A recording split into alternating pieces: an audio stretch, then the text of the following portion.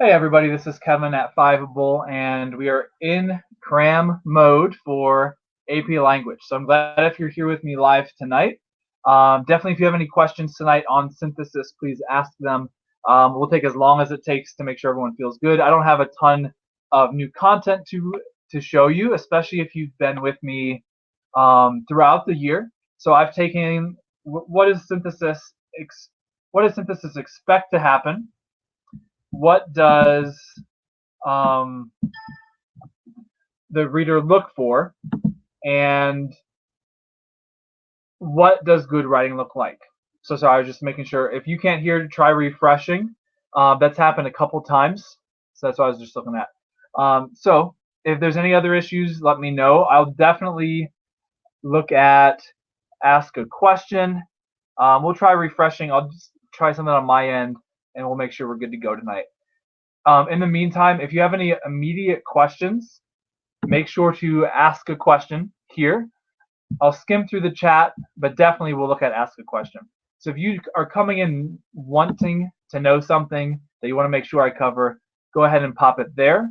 If not, I will make sure I go through my slides tonight. So again, that is, what are the synthesis expectations? What do most writers do who are successful? And then what does that writing actually look like? So I'll show you all that tonight. Just this past year, I graded for AP College Board the synthesis prompt on eminent domain. So I can talk about trends as we go tonight on what not to do and what a lot of people do that doesn't work, and then what to do to be most successful. So let's get started off with the question. Thank you for the question. Keep them coming in. That's what this live session is all about, really. It's just answering any last synthesis questions. So recommended order of completing the writing prompts. I recommend going from beginning to middle to end. So that would be synthesis, analysis, argument. The reason I do that is twofold. First is absolutely the timing. Actually, the proctor will give you time warnings that assume you're going in that order. So they'll say 15 minutes is up. It's recommended you start your first essay. So that 15 minutes of reading time should be and is recommended that it's spent for synthesis, reading up the sources, and planning out your synthesis essay. I always say don't start for all three essays. Don't start writing until you know exactly what you're going to say. Not word for word, obviously, but like organization. What's your outline essentially? You don't have to write a fancy outline, but don't start the synthesis essay unless you know what your claims are and what sources you're going to use to help prove your claim. But again, it's all about your own ideas and argument. It's all about your own claim and how you back it up. So it's not about the sources. You have to use at least three. And I think the sweet spot's using 3 or 4 sources. I'll talk about that a little bit tonight.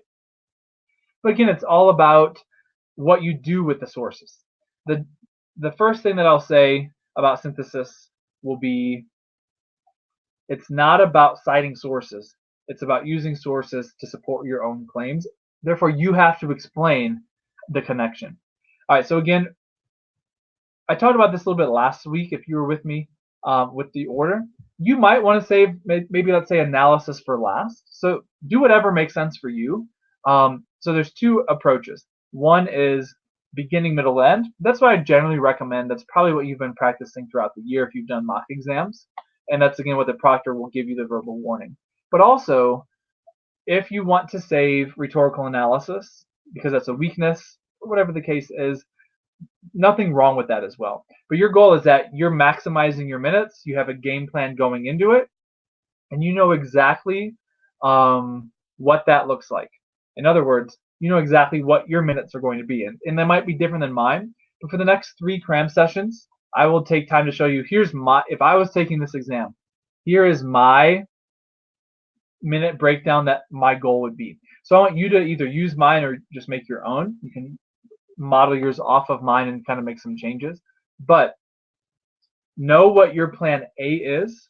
So that includes order of essays. It's really based on your own personal strengths and weaknesses. And then second, how you're going to spend minutes within those. So the minute breakdown is 55 for synthesis, because you have 15 minutes of reading time and then 40 minutes to write, 40 minutes for analysis, and then 40 minutes for argument. You can take a few minutes from one or the other, but just know then you're losing some. So I'm going to give my recommendation on 40 minutes per essay, because that's the more standard and recommended approach. But again, you can adjust accordingly. All right. Should I try to come up with some kind of argument or thesis before reading the sources? Great idea. Here's kind of a holistic way I would recommend this. Read the prompt. Next, figure out what you believe. Next, read the sources and annotate for what you actually might quote in your essay. You don't have time to read those sources twice, so just circling, starring, however you want to do this, labeling, aligning to your topic sentence or your claim. Once you do that, you can go back and modify if you need to your thesis. But the best you're going to do, or the best route to take here, is jot down your idea and see what matches up or how you can use with your idea. Now, if a source does not agree with you, you can absolutely use it.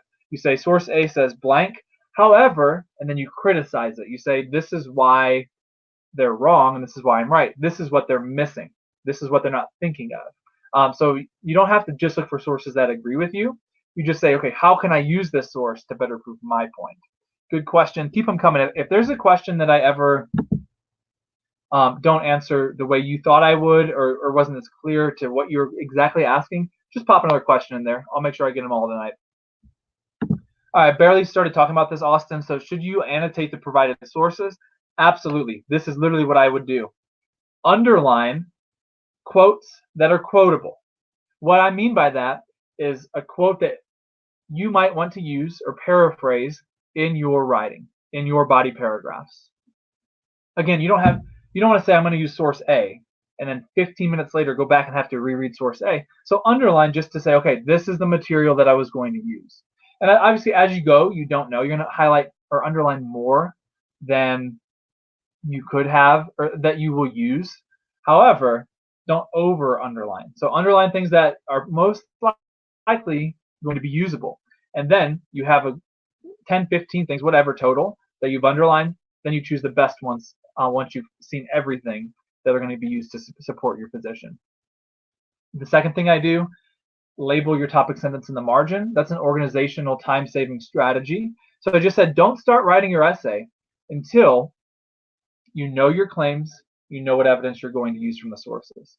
So here, don't start writing until you flip back. Okay, source A. Oh yeah, I have this quote underlined, and I wrote in the margin like a one-word thing that ties to my topic sentence. So think back if you've seen a prompt that asks you to list factors. Let's say one of the factors was cost. You cannot use a highlighter on the exam. I'm sorry that I said that. I just saw that pop up in the chat. I meant to say pencil. So yeah, you're just underlining. And I have my students practice that. So practice that if you have any more practice Monday or Tuesday. You have to write the essay in a pen. You have to do the multiple choice in a number 2 pencil. So practice, so that's nothing new on the exam for you. Sorry I said that wrong. So anyway, I was saying, let's say one of the factors is cost. I would just put cost in the margin. So that's the 2 ways I annotate. Underline the most important information, jot down a topic sentence in the margin. Lily, you use pencil for multiple choice, but then you can only write the essays in pen. So make sure that doesn't freak you out. Sometimes I actually had a student who had 3 pens run dry on him at our mock exam. So we're game planning to make sure that doesn't happen again on Wednesday. In other words, just make sure you've written essays in pen, write it out. It is a little bit different, right? And you cross out, blue or black pen. You cross out mistakes. There is no negativity surrounded.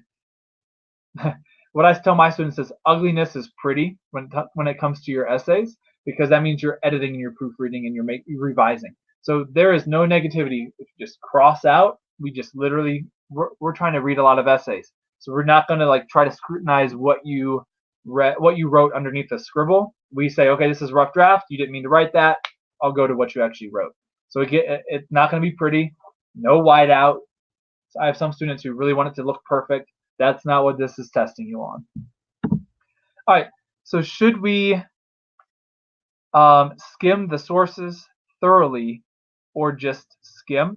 I recommend relatively thoroughly. So take the full close to the full 15 minutes on actually reading the sources. If they're super long and it's going to take you more than 15 minutes, start to read really quickly. You can read these sources a lot faster than you could a multiple choice passage or a rhetorical analysis passage. They are not meant to be super challenging texts. They're just meant to be different thoughts on the same topic or different arguments on the same topic. So with that said, I would say just maybe practice once. Maybe go on College Word's website, grab a prompt you haven't seen. You don't have to a whole lot at this point. Remember, if anyone does have synthesis you like, and that goes true as well with tomorrow's analysis and Tuesday's argument review. So if anyone says, hey, I wrote this for class, or I wrote this to kind of study, Mr. Steinhauser, Kevin, whatever you want to call me, what is your feedback as an AP reader? Am I doing what I need to do? I'm here for it. If you want to just slip it into a question, I think that'd be valuable for any of us. So no worries if you have something. Please feel free to let me get my eyes on it, give you some feedback. But anyway, so practice if you haven't done this recently. What does that 15 minutes feel like? My goal is that you've read every word, you've thought about the graphs or the graphics, because there'll be a chart or a picture, and you've outlined your essay within that 15 minutes reading time. If you can do that, or even within 16, 17 minutes, you'll be in really good shape. All right, best way to organize your essay. So good questions, guys. Keep them coming, and we won't worry about my slides taking long. I can quickly breeze through those because we're going to address a lot of it here, but I want to spend the time where your questions are. So I recommend it's going to be 4 or 5 paragraphs. And again, I'm only recommending this based on the trend that I see as an AP reader. Again, I just read synthesis. At this point, it was, 11 months ago. So I still remember very well the students who write really awesome body paragraphs with really thorough explanation, and it's their argument, do the best. In other words, it's not about organization in terms of body paragraph count. In other words, don't feel like you have to get 5 body paragraphs. Some of you will. So it just depends on you. I'd say about 70% of my students this year are writing 2 body paragraphs for every essay type, and about 30% are writing 3 in at least one essay type, maybe 2, maybe 3, depending on what their goals are on game day. So what I mean is 4 body paragraphs is going to be fine. 5, hear me very clearly, even better if all body paragraphs are done at a college level. So it's better to have a 4-paragraph essay with 2 great body paragraphs than a cliched outline 5-paragraph essay. Some people say that 5-paragraph essays are like weak. That's not true, but they could be if your goal is 5 paragraphs. So we see a lot of weak 5-paragraph essays. We see more if you have a 4-paragraph essay, it's often stronger because you've spent more time in the paragraphs. So I'm actually going to recommend, and again, don't like let this change like your entire plan. But if you want to practice writing something out, if you just want to have a game plan going into it, think about 2 body paragraphs. But either way, depending on, it all depends on what you can do within the time. The body paragraphs have to be awesome. So I'll show you what that looks like tonight for sure. They're going to be long in order to be super thorough. So you're doing 2 body paragraphs. That's 2 claims that you fully support, as opposed to people who try to do 3 body paragraphs and don't fully support them. You make your money, you make your score in the explanation of sources. So if you barely do that to try to get to more paragraphs, that's where the problem lies. So in a nutshell, because I know I was long-winded on that one, the more traditional route's 5 paragraphs. I see some people commenting on that. That is absolutely true. If you could pull it off at a college level, do it. But I free my students up throughout the year to say, hey, at least write at the college level for 2 paragraphs, as opposed to not hitting it at all in any of your 3. I hope that makes sense. But again, if anyone has a follow-up question, please let me know. All right, next question says, what's the best way to connect all of your sources to your thesis and your thinking? Okay, so your thesis has Your thesis reads like an argument essay thesis. Your thesis does not list sources. So your thesis sounds like an argument. Your topic sentence sounds like an argument. And then your sources is part of your support for your claim. So that's how you do it. So you outline your essay not through sources, but through ideas. And then you match up sources to see what proves your idea. That's all I'm going to say. I think that was pretty much what you're getting at, Samantha. Let me know if you want a follow-up on that. Let's see what Austin said here. So answer, cite, explain. Yeah, that's a good way to put it. We do that a lot at my school as well. Topic sentence, quote the evidence, explain the evidence. Now, the most important ingredient is explain. So you must, and I'll show you what that looks like now, thoroughly and in your own voice explain how the evidence proves your claim. Now, obviously, you can't explain until you've, most important here, like start here, claim. What evidence can you start to use? And then you can explain. But the explanation is what takes up the most time for your writing. Now, with that in mind, tie this back to what we just talked about with the body paragraph count. If you're rushing your explanation to get to another paragraph, to get to another citation, that's where the problem comes in. So say as much as you have to say until you literally have nothing else to say in your explanation. And I'll show you how to elaborate tonight really quickly. And if you can pull off a great body paragraph 3 times, do it. But if you don't have time to do 3, you can do 2 really, really well. All right. Is it okay if I combine points in one paragraph? Sometimes I feel like I jump around in thought. I feel like my explanation of sources sometimes sounds like an analysis. Yeah, that's a good question. I'd say this. Again, I'm just going to be repetitive here. Don't start your essay until you know the claims for each topic sentence and what evidence you're going to use. Now, once you do that, you can be strategic. Let's say you want to talk about 3 factors. Let's say it's a factor prompt where you list the most important factors of X. Let's say you want to talk about 3 factors, but you only have time for 2 paragraphs. Or let's say you want to do 3 paragraphs, but you want to talk about 4 factors. Strategically combine them. But I say strategically, very strategically. I don't want you to just say, oh, this is the next thing I thought of, because that's when you start to jump around, and that is a sign of an unorganized essay. And we're grading you holistically, but part of the holistic rubric is a strong sense of organization. So that's why I recommend having an intro, having a quick conclusion, just to make sure you are showing us you have really organized your essay well. So long story short on this one, you can absolutely combine points, but see which ones combine most successfully together. Don't start writing until you know how you're combining. All right, absolutely. Let's look at this question. It's a great question. Let's talk about citation for a minute. If you embed quotes, do you still have to cite? In fact, absolutely. Even if you don't quote a word, and I'll show you some good examples of embedded quotes here in my sample paragraph tonight. Even if you don't quote and paraphrase, you still have to cite. So I recommend E. You don't have to say source E. I know it says to, but literally we're just looking E, C, B at the end of the sentence. You could also say source B states, or in source E it says, but putting in parentheses, it kind of pops off to my eyes as a reader, and it's easy for me to go, oh, did he or she cite 2 sources, 3 sources, or 4 sources? Let me go double check. It's just easier for me to do that. So I promise you, your sources will be counted correctly, but that's just kind of easing your reader. Let's be honest, you don't want your reader having to guess, have they cited sources? You'd rather have them focusing on the quality of your explanation, because it's going to be quality if that's what you focus on. With all of that said, cite if it's a direct quote, a small embedded quote, or a paraphrase. And just so I'm being clear here, kind of going off of your question, paraphrasing is just as strong, if not maybe often stronger, than quoting.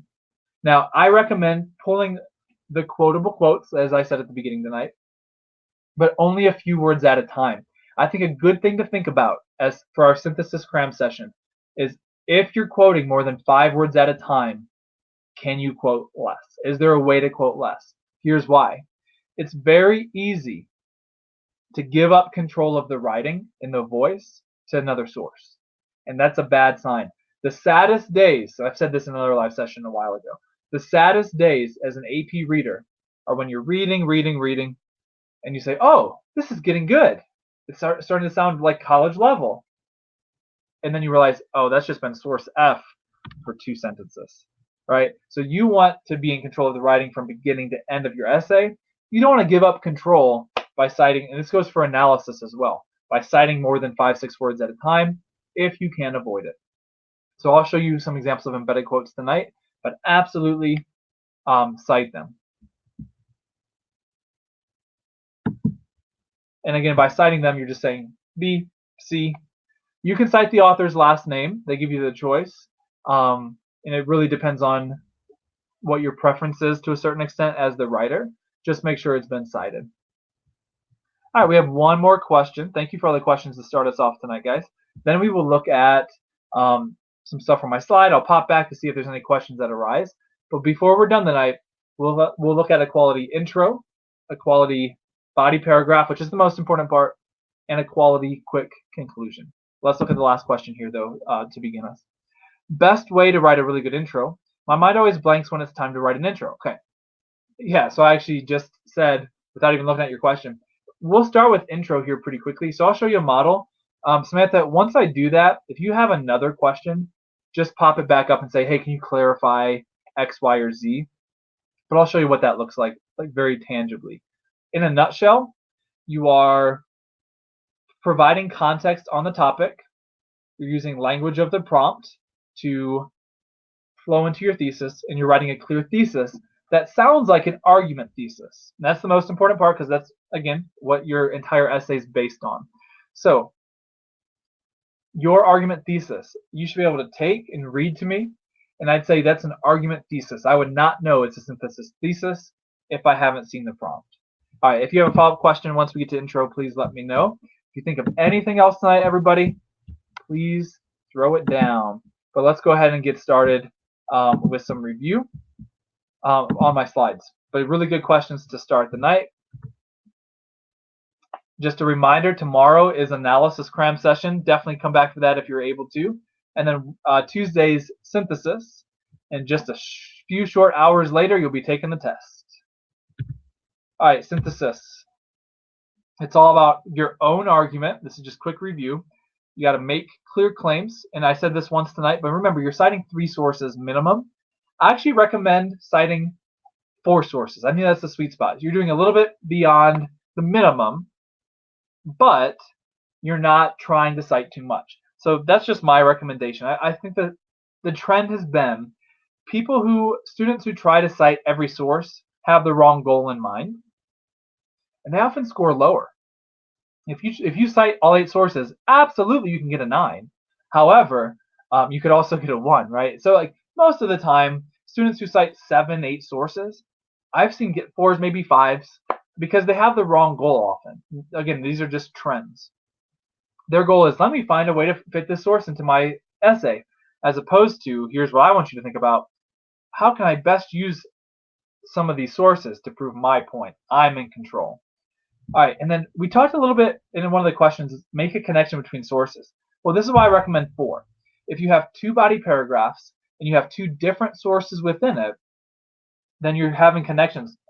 Source A and E both help me prove my claim here. So that's implicitly having a connection between the sources, and that's what synthesis is all about.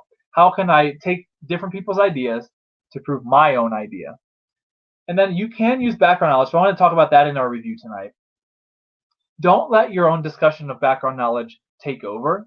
It shouldn't be the majority of a body paragraph.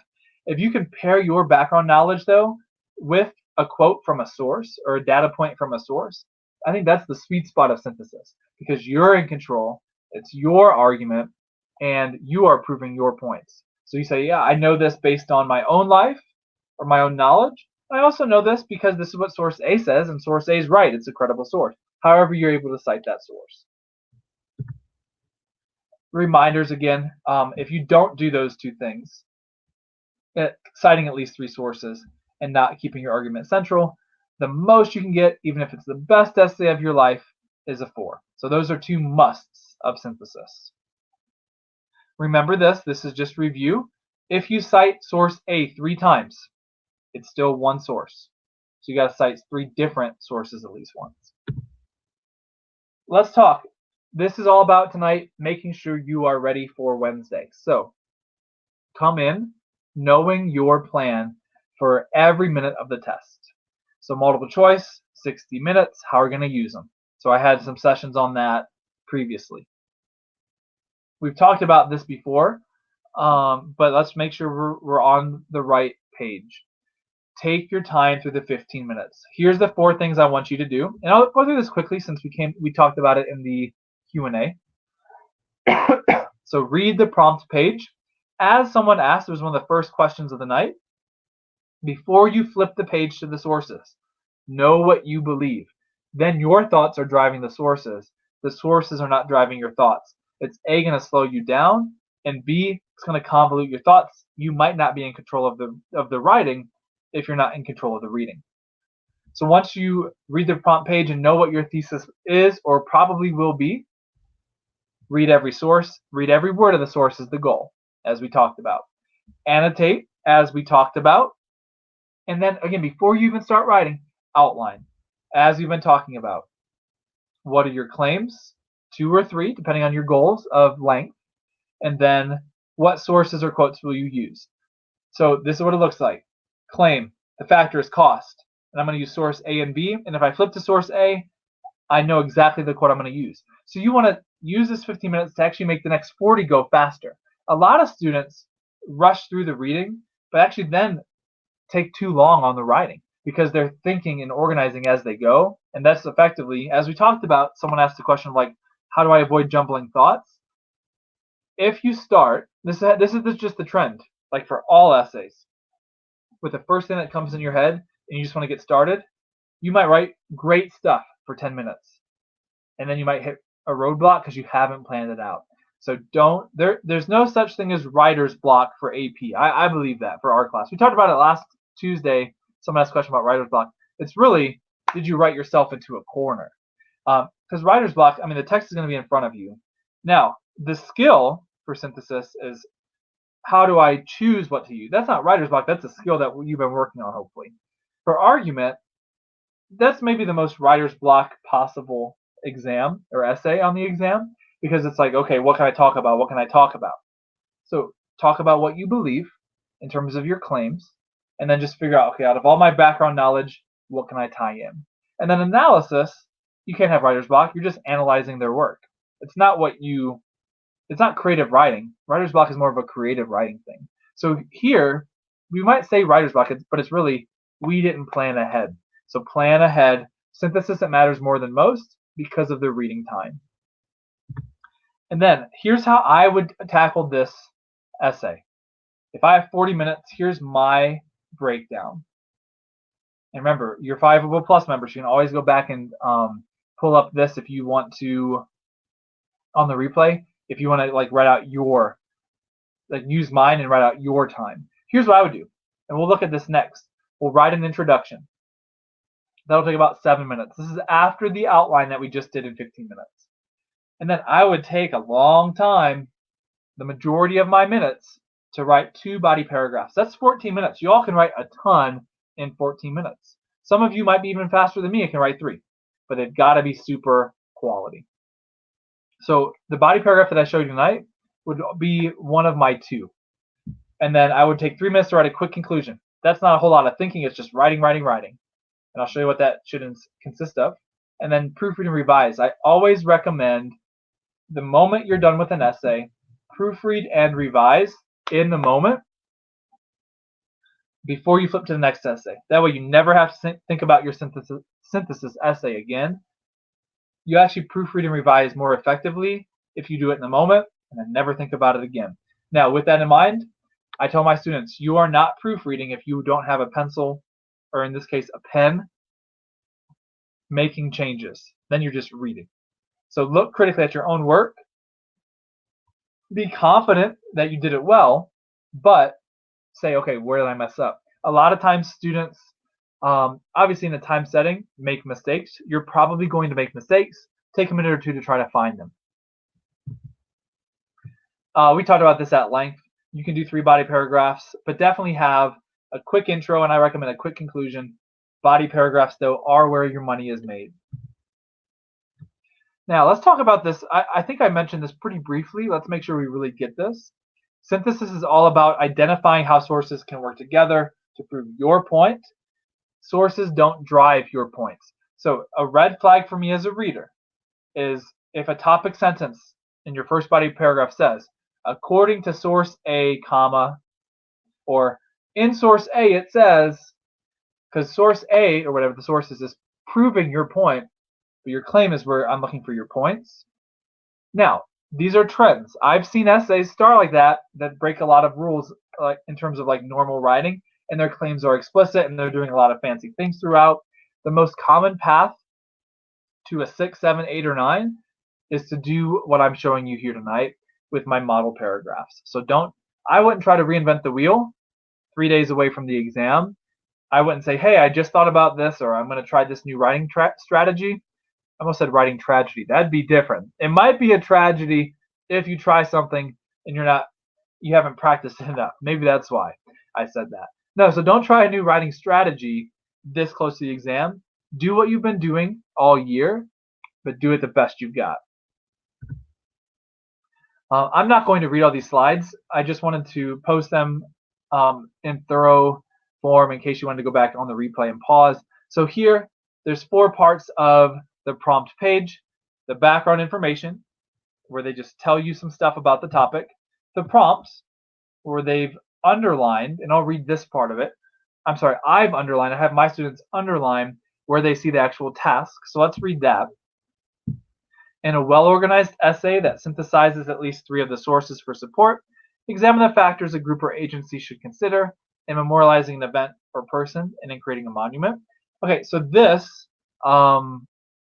is the prompt that will be on all night. So that's why I wanted to pause on that. There's generic synthesis directions. I always recommend that you read them, but you know what they're going to say. Use at least 3 sources. Don't summarize them. Make sure it's your own argument. You know all this. That's what we've been talking about all night. And then this is how you can cite the sources, remember. So they list the sources. I recommend just source A, source B, or like I said, B, A, C.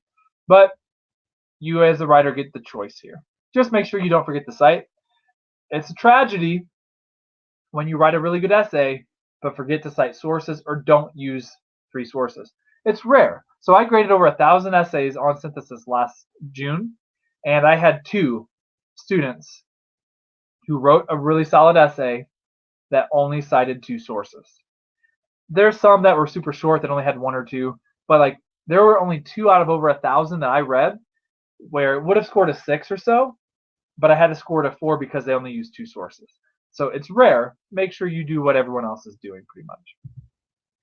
All right, again, brainstorm your ideas before going on. Let's talk about intro, and then I'll just pause and check, are there any questions that are coming up, anything else that you're thinking of? And let's just do this quickly. I'm going to jump to the 3 components of an intro. Provide context on the topic. Do that in a few sentences.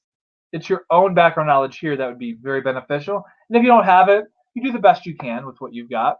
But again, because that's going to depend on the topic. But if possible, and it probably will be possible for the synthesis topics because they're more accessible. Bring in your own background knowledge. Talk about it from your own experience, not from the prompt. Step 2, use language of the prompt to build your thesis. And I said don't paraphrase the prompt. Just use a couple of the key words. So again, I just looked at the prompt with you. I'll show you my thesis here in a minute. And then here's my thesis. Again, I don't recommend you citing sources. Don't say because of what's seen in source A, C, and E, blah, blah, blah. Just say blah, blah, blah. So blah, blah, blah is your clear argument style thesis. Let's just talk about this. You can do this, but again, I don't even think the sources belong in your introduction. Save that for your body paragraphs. If you have 2 body paragraphs, you have room for 4 different sources because I recommend 2 sources per body paragraph. I'm just going to read my model intro, and then if there's any questions, let me know. So first I've got step 1, which is my own context. In today's society, setting out to memorialize a person or event is not as easy as it once was. Throughout the last few years, it has become more and more common for advocacy groups to criticize a monument because of its one-sided look at history. Confederate statues, for example, once proudly representing their respective cities, are now being taken down at record rates. Gone are the days of greenlighting the majority of fully funded projects. Now, the next two sentences or so, I'm going to, actually just the next sentence, I'm going to use a couple of the buzzwords, I call them, language of the prompt, to build in my thesis. So this all is me as the writer.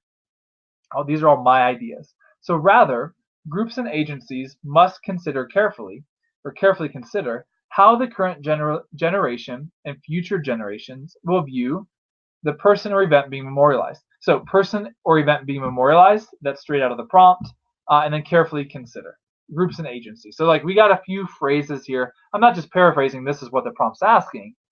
I'm driving forward to my thesis, but I'm just using some words to say, okay, reader, I'm on topic here, trust me. Now, again, I'm doing all of this in about 6-7 minutes. So if you can't do this, the must is write a great thesis. So I see when I'm reading a lot of one-sentence intros because students know they need to start with a thesis.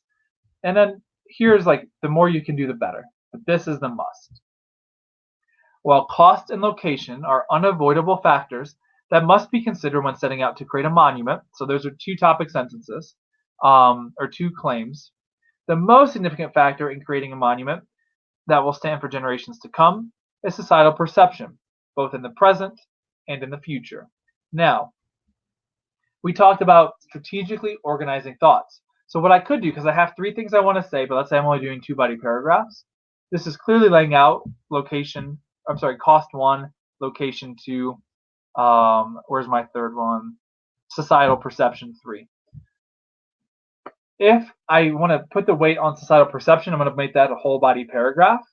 And then I'm going to combine cost and location into one big successful body paragraph. So maybe cost would be the first quote that I break down, location would be the second quote that I break down. So here's some unavoidable factors, but here's the underrated most important factor. And that's a good way to split my organization here. So I'm going to pause just to see what questions we have on what we've talked about so much. All right. Should each body paragraph have at least one source connected to it? Good question. My teacher said we did not have to, but I wonder if it would make the synthesis stronger. Yeah, so that's exactly right. There's no hard and fast rule. Like I said, I've seen students who cite sources in their intro, cite sources in their conclusion, but the trend is this. Don't cite sources in the intro, don't cite sources in the conclusion, but definitely cite sources in your body paragraph. So I have some students who just, they try and they try and they try, and they just can't get 2 great body paragraphs. So what I've coached them on is write one that's the best synthesis body paragraph you've got. And then write another that's a little bit shorter because you just don't have infinite time. So they're going to write, ideally you have 2 sources within one body paragraph, again, to show that you're synthesizing, that you're blending the sources together to prove your points, or that you're using multiple sources to prove your points. But this student, or a couple students I have, don't have time to do that twice, so they do a great one with 2 sources once, and they do like a traditional 5 paragraph length body paragraph, if that makes sense. Like a shorter body paragraph, still developed, just not as fully developed, that just has a claim, source A, and then they talk about source A, because they just don't have time to do a super lengthy one, which I'm going to show you tonight here in a minute. It's a really good question. There's no hard and fast rule, but the trend is certainly this. Cite in every body paragraph, but don't let it drive your points. So I'm going to show you what I mean by that. Let's go to the sample body paragraph, and then I'm going to come right back to you all to see if there are questions. And then we'll just end by looking at a conclusion and any wrap-up questions you all have. You all asked a lot of good questions tonight, but if there's any more, please throw them on. So this is what my body paragraph looks like. I'm just going to jump to, we have a topic sentence. We quickly introduce and cite a source. And I'll show you what I mean by that. It's not source A says, quote, bomb. right? It's embedded, as we talked about, into my own writing. We talked about citations, sorry, I'm skipping this. So let's just look at the breakdown.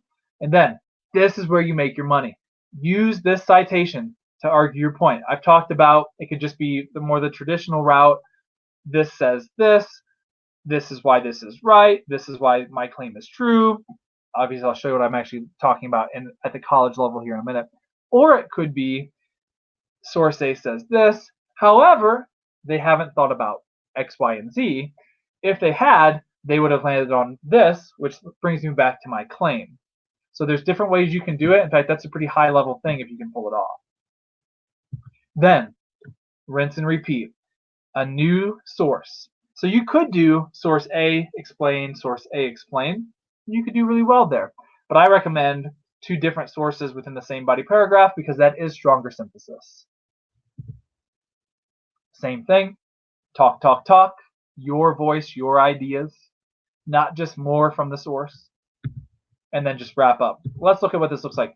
Guys, this is half of a body paragraph. I know that that's crazy. I know that it's super long. So that's why I actually ask my students to show synthesis. You want to show connections between sources. This is my first source. So for a lot of us, this would be one body paragraph. So quality over quantity. I want to spend the time. I don't have to have a bunch of claims. I want to spend the time effectively explaining my claims. So let's read my claim. Societal perception, both of current and future generations, is a crucial factor to consider when planning a monument. The moment you guys have a question or want any clarity, please just pop it up to ask a question, just so we can keep on moving here tonight. Anything that you can think of. But let's keep reading. Now I'm actually going to start to cite a source. So I'm citing source C. Now I'm doing this one a little bit differently. I actually have another sentence to launch into it. So let's look at how I do. This is kind of my thinking, my framing the material. Each year, it seems, people are more likely to view history through a critical lens, and monuments that do not adequately portray history or that celebrate things that are not necessarily worth celebrating are often being criticized.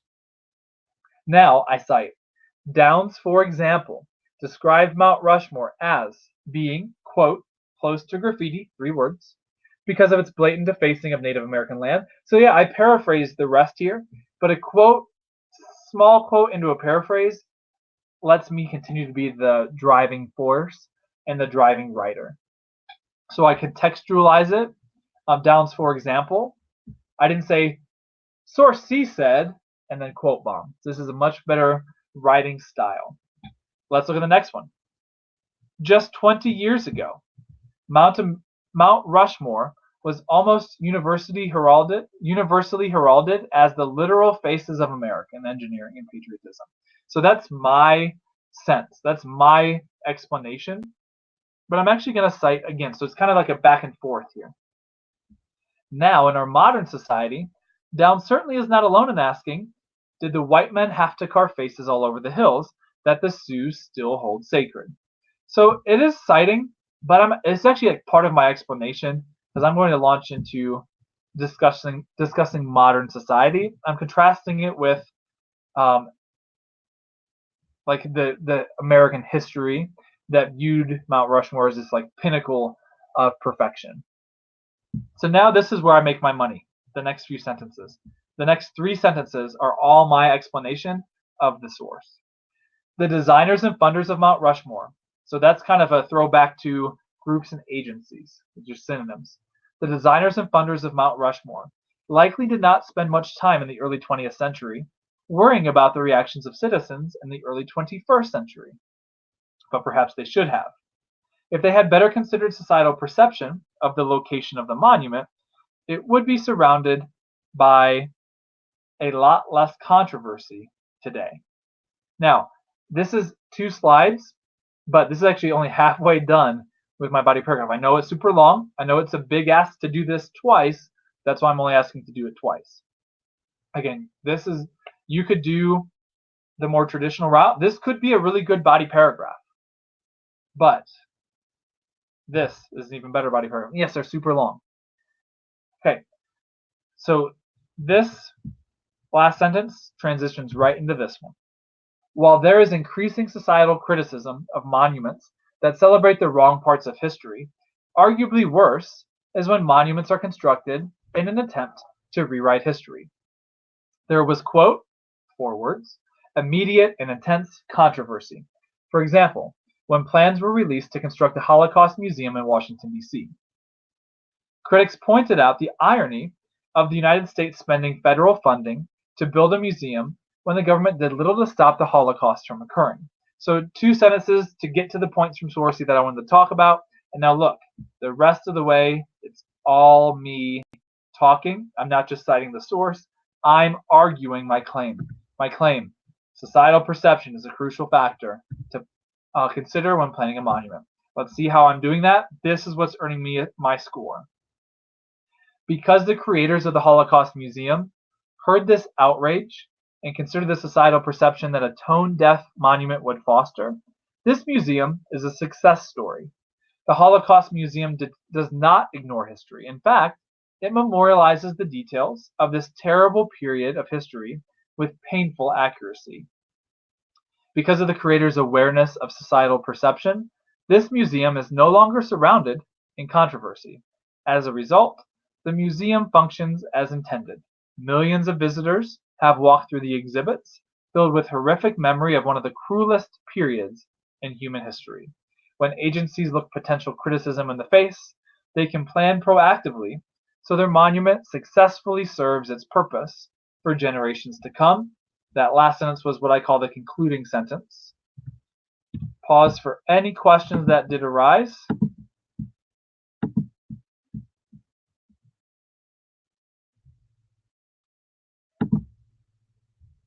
Okay. Do you have to have a counter argument, or is it just used to strengthen your argument? Yeah, really good question. What I want you to do is only use the counter argument when, for synthesis specifically, when appropriate or when you have something to say. Don't force it. In fact, a fake counter argument, that's what I call it, a counter argument that's there, but the kid or the student, whatever you want to say, is not really having much to say. They're kind of going through the motions. That's because they've been taught they have to have a counter argument. I want to read your essay and say, oh, this is the best thing the student can do to prove his or her point. Having a counter argument that doesn't really say much is actually a detraction from your score. And let me say one more thing about counter argument. It was a really good question. The best thing to do often is not write a counter argument paragraph. And I know you can. I know some teachers say do that. The best thing to do is say, here's, again, I talked about this a minute ago. Here's what source A says. However, the author of source A should have thought of this, because that's addressing the counter argument. And then you can go off and say, source B, and I agree, here's what source B did. We thought of X, Y, Z. Let me know, Grace, if you have any more questions on counter argument. It's a really good question. I'm glad you brought it up. All right. Does the brief summary of the source play a role when you are introducing the source? Not really. So I'm going to go back during this question to how I did that and look at how I did this. There was immediate and intense controversy, for example, when plans were released to construct a Holocaust museum in Washington, D.C. So I'm not just quoting immediate intense controversy, but I'm also not, so I have a little bit of an introduction, but it's really the parts of the source I want to talk about. What I'm not doing is saying source E is an article that was published in 2011. Source E is about the Holocaust Museum, which was built in blank year. I'm kind of jumping right in, and I'm kind of framing it with what's necessary to prove my point. So it would make no sense for me to jump from my claim to the government, quote, did little to stop the Holocaust from occurring. I had to contextualize it a little bit, but I don't call that summarizing or introducing the source. I just say it's quoting the material I need to quote, or it's paraphrasing the material I need to paraphrase. All right, can you address the factors in your body paragraphs out of order, not in your thesis? Absolutely, it happens all the time. However, it basically signals to me that you were organizing or planning on the fly, or just weren't paying attention to the order in your thesis. So if you decide after you write your thesis, this is my recommendation, to go out of order, go back, edit your thesis to match the order. Because if you're talking about factors or main idea topic sentences, you might as well talk about them in order. That's just a sign of better writing. So good question, Lily. It happens all the time, but I don't think it often happens strategically. I think it happens unintentionally. So be more intentional than like an accident. That would be my push. Thank you all for the questions. All right, so with the time constraints, is it important or necessary to have a conclusion? Okay, good question. No, it is absolutely not mandated. Here's why, and this is a good segue question because I'll show you my model conclusion here in a second. Conclusions only help you when they're done well.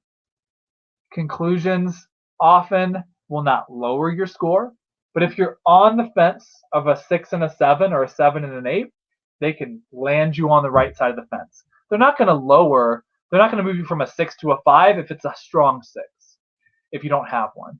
But a strong conclusion can bump a high 6 to a low 7. I hope that makes sense. So if you do it right, there's only positives. But remember, my time breakdown was like, take 2 or 3 minutes for a conclusion. If you can't write an effective conclusion in 2 or 3 minutes, do the best you can in 2 or 3 minutes. So let's talk about conclusion don'ts, and let's talk about conclusion do's. Let's jump back to my slides, and then we'll wrap up tonight. If there's any questions about anything for synthesis, please pop them in. So conclusion don'ts. Do not just restate the prompt page. Do this instead. Take 4 to 6 sentences, but really think 2 to 3 minutes. Briefly reemphasize your thesis statement in light of your concrete evidence, and then obviously like the cliche conclusion is lead your reader with your own lasting thoughts. So you want to be in charge of the ideas in the conclusion. You don't want just to go back and cite College Board, because that is when conclusions actually detract from the overall quality. If all you're doing is citing College Board, it's all of a sudden became not your words anymore, or not your ideas. So let's look at how mine looks. This would go straight back. Think about my intro, think about my body paragraph. I'd have one more body paragraph that I didn't show you, and then I would have this. Now, I can only do this if it takes me 2 or 3 minutes. So I know this is long, so you're just going to do the best you can, but this is the high quality bar to shoot for. So from downtown New York City to middle of nowhere, Nevada, groups and agencies. So I'm taking a couple of those keywords, but I'm not paraphrasing by any means. Groups and agencies setting out to memorialize a person or event should put in much consideration before beginning construction. When it comes to cost, economic return on investment may be a factor, and the practical implications of a budget are unavoidable. So I'm just kind of hitting my highlights again with some fresh wording, and then you'll see how I'm ending. Location, meanwhile, is a universal factor to consider. After all monuments exist, or monuments exist to be seen. However, the most important factor to consider is the perception of societal groups regarding the person or event being memorialized.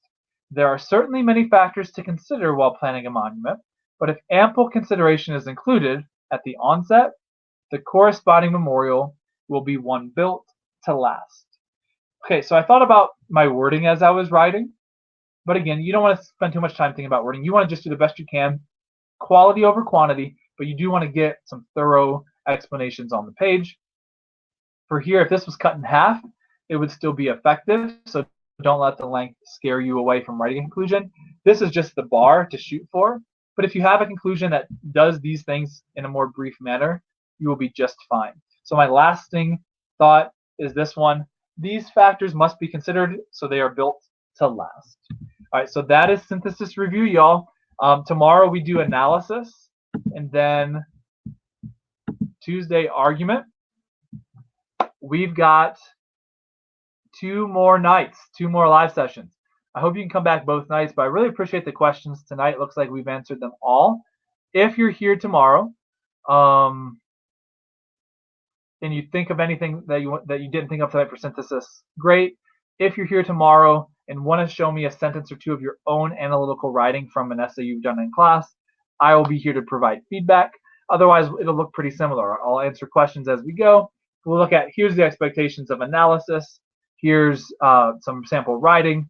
What questions do we have? All right, guys, thanks for being with us tonight. I hope you all have a great rest of your Sunday. See you.